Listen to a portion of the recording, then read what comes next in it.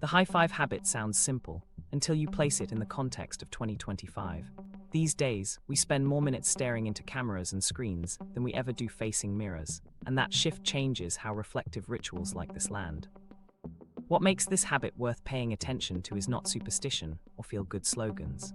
Recent neuroscience and habit research show that small, deliberate gestures can trigger dopamine signals and strengthen new habit pathways. That means something as ordinary as a high five in the mirror can teach your brain a different way of responding to yourself. But here's the interesting part. If such a tiny act can create change, why does our same brain still spiral into panic over things as harmless as app notifications? Why ancient brains fail in a 2025 world? It turns out the tension comes from something deeper. Our brains were never built for the world we're living in now.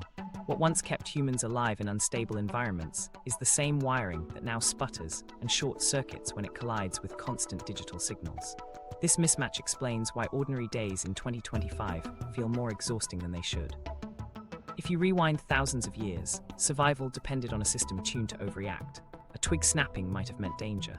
The faint gleam of eyes in the dark required immediate readiness. Your brain's alarm system was not designed to weigh whether the signal was a genuine threat or not. Better to overfire and live to see another day. Fast forward to the present, and those same alarms are still running, except instead of rustling leaves, the triggers are calendar alerts, message notifications, and the glowing red badges on phone screens. From your nervous system's perspective, a Slack ping is just as worthy of attention as a predator lurking outside the campsite. That's why the physical sensations feel real. When your body misreads harmless digital signals as danger, it unleashes fight or flight chemistry, elevated heart rate, tightened muscles, cortisol dump. These physiological reactions mirror what people describe as anxiety. The wiring isn't broken, it's simply ancient code running in an environment it was not designed for. And the data shows how widespread this is. About 40 million US adults, roughly the population of California, live with an anxiety disorder, according to the Anxiety and Depression Association of America. Surveys by the American Psychological Association show the scale of everyday strain, with 67% of Americans reporting they feel anxious about current events, 44% expressing worry about the impact of emerging technology, and 40% anxious about job security. These are not outliers, they're majorities or large minorities, reflecting how modern triggers bend biology into chronic states of edge. Viewed this way, the endless alerts people wrestle with every day stop looking like a failure of willpower. They're closer to a forced system overload. Imagine expecting a desktop computer from the late 1990s to flawlessly stream dozens of high-resolution videos at once. The screen would freeze, the processor would overheat, and nothing would run properly. That's how the human nervous system behaves when it processes inputs from texts, emails, threads, reminders, and online feeds all at the same time. The operating system still works, but it was built for fewer, slower demands. Anxiety today is often that crash showing up in the body: fatigue, irritability, lack of focus, or the feeling of being weighed down even when nothing dramatic has happened. This is also why people often catch themselves trapped in loops they didn't choose. You close your laptop meaning to take a break, but your hand reaches for your phone out of reflex. You plan just to check one update, only to find yourself scrolling a social feed without remembering how you got there. Researchers call this digital capture, the experience of attention being snared by systems that exploit your survival circuits. Once grabbed, the nervous system doesn't fully return to baseline, so sleep feels incomplete, rest feels fake, and the next day begins already on edge.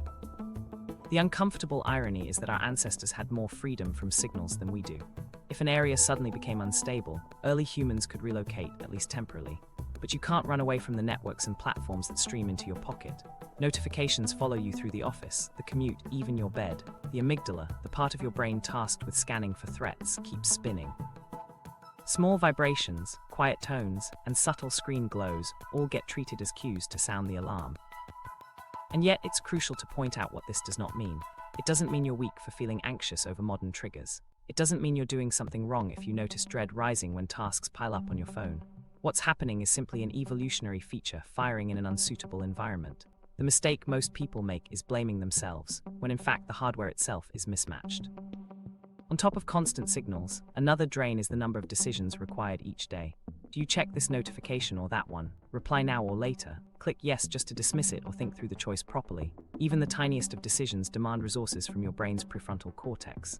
Neuroscientists call the cost of this decision fatigue. A tribal ancestor might have had a handful of daily decisions: when to hunt, which path to take, who to travel with. In contrast, by breakfast you've already sorted through dozens of micro-choices, from inbox order to streaming menus to whether to respond on one platform or another. The accumulation drains energy reserves, leaving you convinced something is wrong with you personally when in reality, you're simply depleted by design using tools it never evolved to manage. Taken together, these factors explain why a work email can trigger tension in your neck, or why an unread message can raise your heartbeat. It's not a character flaw. It's biology running outdated code in a modern ecosystem of hyperconnectivity.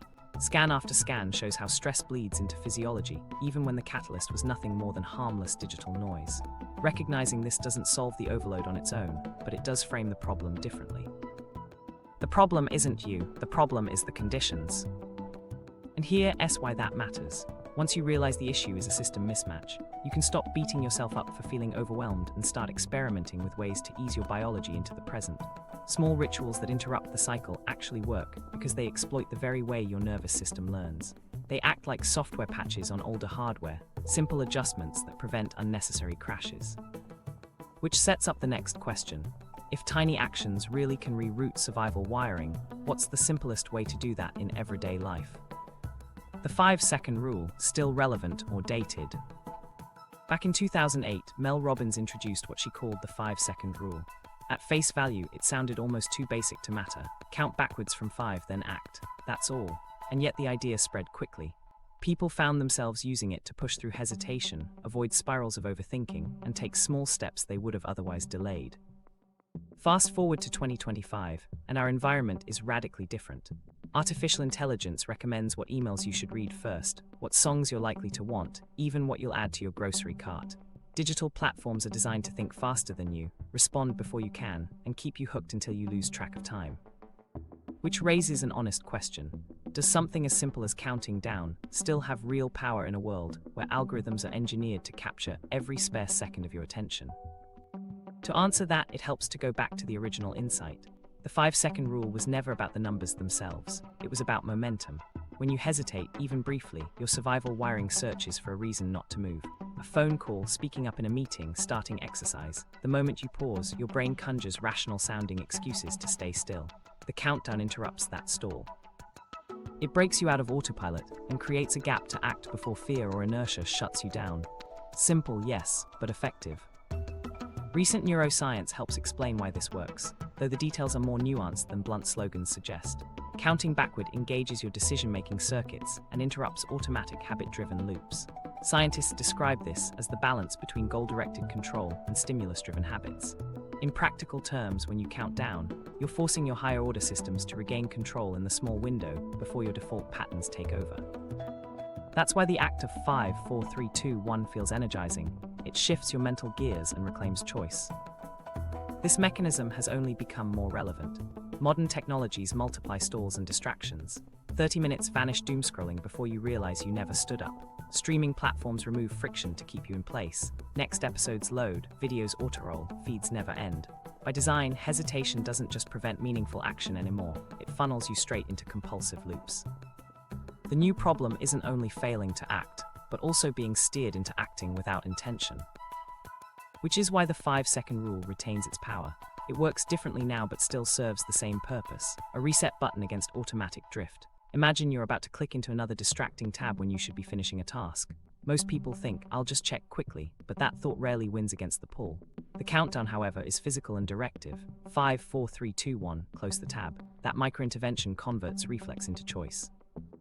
It doesn't need to be dramatic. Sometimes it's simply 5, 4, 3, 2, 1, stand up. Not to run a marathon, but just to take the starting step. The simplicity is what makes it usable. And while results can feel instant, there's realism to keep in mind about habits. Research shows new behaviors usually need at least 2 months of repetition before they stick. Reviews place the median habit formation process around 59 to 66 days, with wide variation from a few weeks to many months. So the 5-second rule isn't a shortcut to permanent change overnight. It's a lever you can pull repeatedly to practice acting on intention until that action becomes easier by default. Think of it as a training tool. Each countdown strengthens the neural pathway for self-directed behavior. There's evidence that pattern interrupts like this also help manage anxiety and procrastination. Many people say it gives them relief in moments of panic because it breaks the loop before worry compounds. Some clinicians even integrate it as a behavioral technique alongside established therapy and medication.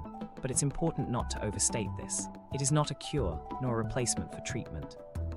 What it provides is a practical tool for real-time regulation, a momentary shift back to control when your nervous system threatens to spiral. To understand the broader role in daily life, consider how much decision-making has been outsourced.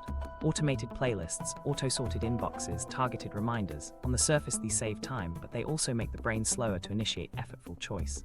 Decision fatigue creeps in sooner because fewer genuine decisions are left for us, and our default becomes letting external systems decide. By practicing countdown interventions, you're keeping your mental muscles for choice alive. Each time you use it, you reclaim a small act of authorship. Over time, that consistency builds confidence that you can interrupt distraction or avoidance whenever you choose. Take a small, everyday example. You're at home 2 p.m, still in pajamas, scrolling. You know putting on real clothes and stepping outside for a walk would help, but the whisper of inertia says, later. That's precisely the stall moment this rule is built to target. Count down and move, even if the first action is simply standing up. What matters is not the clothes or the walk, it's that you told your brain we act when everything else wanted to stay still. The brain remembers that shift and uses it more easily next time. Critics say the rule seems too basic for the complexity of today's challenges, but simplicity is often an answer, not a flaw. When everything in your environment is optimized to capture attention with speed and variety, the most useful tools may be those that cut through noise in seconds. A countdown sets a clear boundary your nervous system understands. It's just long enough to insert a conscious choice, but not long enough for doubt to build a case against you. If anything, the complexity of modern life is what makes blunt tools like this especially necessary. So yes, in 2025, the 5-second rule still works. The form hasn't changed, but its function has widened. In one direction, it can push you into action before hesitation grabs hold. In another, it helps you stop actions that systems try to automate for you. Think of it as a patch for an ancient operating system now trying to run on modern hardware. Your nervous system didn't evolve alongside smartphones and AI, but you can still train it to respond with deliberate choice. The countdown does not erase anxiety or end distraction forever. What it does is reintroduce freedom where it often feels absent. And that becomes increasingly important in light of a larger picture. Because beyond individual stalls and distractions, millions of people live with anxiety every day at a scale too large to ignore. Updated anxiety data, 40 million and counting. About 40 million adults in the US live with an anxiety disorder right now, roughly the population size of California. That number alone reframes the conversation. Anxiety isn't an edge case or a rare issue tucked away in clinics. It's one of the most common mental health struggles in the country. At this scale, almost everyone either deals with it directly or knows someone close who does. And yet, the experience often hides beneath the surface. You won't see a cast on someone's arm or visible stitches across a forehead. Instead, it shows up quietly, through sleepless nights, strained focus, or a nervous smile offered in place of what's really going on internally. When you step back and look at the scope, anxiety isn't fringe. It's a shared backdrop of daily life in 2025. Only around 1/3 to 2/5 of people with anxiety actually receive treatment. That leaves the majority navigating symptoms without professional support. It's not that effective treatments don't exist. Therapy, skills training, and medication can all bring relief. But access is uneven, stigma lingers, and delays in seeking help are common. So while the statistic reads 40 million adults, the lived reality for many is quiet endurance. Understanding what this number represents requires clarity on what anxiety actually is. For many, the word gets used casually. That text made me anxious, or my anxiety popped up again today. But at its core, anxiety is a survival system glitching in the wrong context. It is the body's alarm firing off when there's no direct danger near you. The human nervous system evolved to over-prepare, not under-prepare. That's why your ancestors could survive in environments where real threats were unpredictable. But those same circuits don't differentiate between an actual predator and a worrying thought about losing your job. The body still tenses, breathing shifts shallow, and heart rate climbs fast. The simplest way to picture it is like a car alarm that keeps misfiring. The alarm was designed to go off if a window is smashed, that makes sense. But when it blares whenever someone simply walks past, its signal loses reliability and creates more exhaustion than protection. Anxiety behaves the same way. It warns of threats that exist entirely in imagination. Picture running a scenario in your head of being reprimanded by your boss, or feeling dread because your child hasn't texted back yet. The nervous system reacts as though the crisis is already happening, flooding your body with stress chemicals before you have the chance to confirm whether it's real. In today's world, those triggers multiply. People imagine AI replacing their profession before they've seen any actual job cuts. A teenager panics when their message goes unanswered for minutes. Adults scroll through headlines about unstable economies, political division, or climate worries, and each update lands like a potential emergency. None of these moments involve a lion charging out of tall grass, but the body doesn't know that. It still launches fight or flight, and you feel it in your pulse, your gut, your breathing. Anxiety feels in the body because it is biology at work, even when the source is intangible. That's the contradiction of modern life. Measured by longevity, medicine, and reduced exposure to immediate threats, human beings are safer than ever. Yet anxiety levels are higher than at any other time on record. The explanation isn't weakness but mismatch, outdated wiring confronted with non-stop inputs. The human nervous system was never updated to handle 1,000 emails, notifications, and comparisons each day. So it activates protective physiology for the wrong reasons and keeps the alarm running long after it should shut off.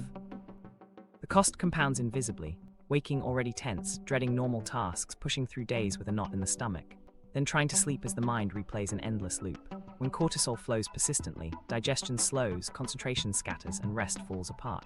Burnout isn't just about too much work, it's about too much time spent in a nervous system that won't let you switch gears. And because of stigma, people often blame themselves.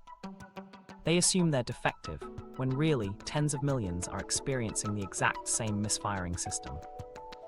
Daily routines illustrate how small triggers snowball. At work, your phone buzzes, and before you even open the message, a rush of adrenaline hits. Or consider the sting of scrolling through images of friends at milestones you haven't reached yet. Neuroscience shows why. Exclusion used to equal danger to life. In prehistoric tribes, being left out or rejected lowered survival odds. Now, digital comparison mimics that signal, telling your nervous system, status loss equals threat. To your body, whether the threat is a real exile or imagined inadequacy, the reaction is the same. Muscles tighten, stomach churns, focus narrows. This is the irony of hyperconnection. Every new input offers another chance for alarms to blare. Decades ago, an average person might have fielded a letter or call occasionally. Now dozens of pings, reminders, updates, and algorithmic prompts can pile up before the first meal of the day. Each carries a chance for the system to misinterpret routine data as danger. Over months and years, that constant readiness erodes resilience. Recognizing that pattern matters. Anxiety isn't evidence of weakness. It's one of the strongest proofs that ancient circuitry is running in an environment it wasn't designed for. And it explains why so many people are quietly carrying the same struggle. The alarm is universal. It just gets pulled too often by scenarios it was never meant to. Shifting perspective changes not just self-talk, but also possibility. Once people stop interpreting anxiety as a personal flaw, they can see it as a misalignment between body and context. That reframing makes room for curiosity. Instead of shame, the question becomes, what helps soothe the alarm when it rings unnecessarily? Awareness itself can make space for experimentation. People start noticing small practices that break cycles, brief interruptions, rituals that reset cues, movements that remind the body it's safe. Not as cures, but as practical ways of rerouting an overactive system. The fact that so many people share this fight also means approaches that work don't have to be complicated or hidden. They can be simple and consistent, woven into everyday moments. Sometimes the most powerful resets come not from elaborate routines, but from small symbolic gestures that send the survival system a different message. And those little signals land most during times when you're face to face with yourself, often in the space of ordinary daily rituals. That sets up an important turn, because while anxiety can feel invisible and consuming, there are everyday practices that operate on the same brain wiring fueling it. The question becomes, what happens when you take that wiring, designed to overfire, and redirect it towards something affirming? The high-five habit, more than a gesture. For many people, mornings start with a glance in the mirror that quickly turns into a critique. The instinct is to notice what's wrong, then escape to the phone for distraction or comparison. In that gap between self-disappointment and digital validation, the high-five habit inserts something small but disruptive. Instead of fueling the negative loop, you raise your hand, meet your own reflection, and make contact the way you would with someone you're rooting for. The effectiveness comes from the gesture's built-in meaning. High fives are rarely, if ever, associated with scolding or judgment. They signal encouragement, celebration, recognition, social glue that bonds teammates, friends, or even strangers in shared moments. This association runs so deep that your brain doesn't change the code when the gesture is directed at yourself. The nervous system still reads it as approval. Without needing words or arguments, the gesture communicates. You're supported, you're worth backing, you belong. Researchers who study behavior note that even small acts of self-acknowledgement can produce positive social, reward signals and mood boosts, responses that neuroscientists link to dopamine-related reward learning. Each repetition of a mirror high five builds an association between your reflection and encouragement, interrupting ingrained habits of criticism. Over time, the mirror shifts identity, less a place of flaw detection, more a cue for connection. This change doesn't arrive with fanfare, but with dozens of subtle repetitions that your brain wires together through practice. Unlike verbal affirmations, which often fail because the brain resists statements it doesn't believe, the high five sidesteps disbelief. Saying, "I love myself," can feel hollow if it clashes with your internal identity, but gestures carry meaning differently. They bypass language and hook into action-based recognition. Celebrating someone never requires a prepared speech. The gesture speaks for itself. Slapping that palm against the mirror may take seconds, but it carries an affirmation baked into the act, not dependent on whether you currently like yourself. That makes the practice feel accessible even when self-esteem is low. Morning mirrors, traditionally the most hostile space, become an opportunity to flip the script. Instead of spiraling into micro-judgments, skin texture, weight changes, under-eye circles, the ritual plants a contradictory signal. The system reads celebration, not fault. These subtle pattern breaks matter. Neural pathways strengthen based on repetition, so every time you attach support to your reflection, it becomes easier for your nervous system to expect support when you look again. Skeptics tend to get hung up on the silliness. Smacking your own reflection can feel childish at first, yet cultural rituals are filled with equally arbitrary acts, blowing out candles to make a wish, raising glasses to toast, clapping to congratulate. All are symbolic, physical gestures that our brains accept as meaningful. What feels awkward initially fades with practice, replaced by a quiet recognition, "I am on my own side." Framed this way, the mirror high five is far less odd than many rituals we perform without question. There is also evidence that observing actions and performing them recruit overlapping networks in the brain. This overlap helps explain why a gesture directed toward your reflection can feel reinforcing. In effect, the brain partially processes it as receiving support from another person, not only giving it. That dual effect, cheering and being cheered, amplifies the impact. Especially in a time when many describe feeling unseen despite constant online presence, the ritual functions as physical proof. You are visible to yourself, and that matters. The benefits extend beyond the few seconds in front of glass. When you start your day by pairing your image with affirmation, it influences how the next hours unfold. Self-criticism steers attention toward errors and shortcomings, while self-encouragement primes attention toward effort and possibility. That subtle tilt can change whether you take initiative on a project, speak more confidently, or resist an urge to avoid tasks. These small behavioral shifts are what accumulate into lasting change. Each high five becomes less about mood and more about identity. Someone who supports themselves acts differently than someone constantly fighting their own reflection. To make the habit easier to remember, pair it with an existing anchor. The simplest is brushing your teeth. 2 minutes at the mirror is already scripted into your day, so attach the high five immediately afterwards. This removes the activation energy barrier and prevents the ritual from slipping away once the day gets busy. By tacking the gesture onto a non-negotiable habit, you give your brain consistent cues. Every morning, without exception, acknowledgement comes first. Reports from community challenges built around the high five habit show patterns worth noting. People consistently mention improved mood and an easier ability to speak kindly toward themselves after weeks of repetition. Some describe reductions in harsh self-talk, others a small but cumulative lift in motivation. These results don't claim cure or replacement for therapy. Rather, they show what daily practice can shape, incremental upgrades to mindset that many find noticeable after consistent use. It's not a panacea. It is a micro-intervention that shifts the framework you build your day on. Critics sometimes dismiss this as placebo, but that critique overlooks how embodied rituals influence biology. Placebo effects themselves demonstrate how symbolic actions create real physiological outcomes. If repeated gestures lower stress chemistry or increase positive affect, then the distinction between just placebo and genuine becomes less relevant. All that matters is whether the action helps you live with more stability and momentum. Athletes tap their uniforms before competition.